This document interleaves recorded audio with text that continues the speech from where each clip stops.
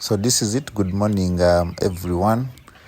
Kakati twagala kulunda nkoko za broiler nga wozirabaawo, twagala kulunda layer, twagala kulunda croiler.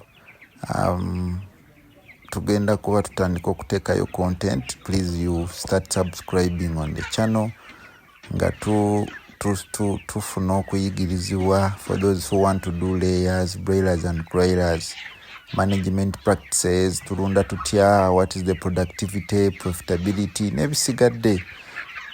Those who would also want to do other forms of livestock, that is cattle, embuzi, byonna tujja kuba tubiyiga mpola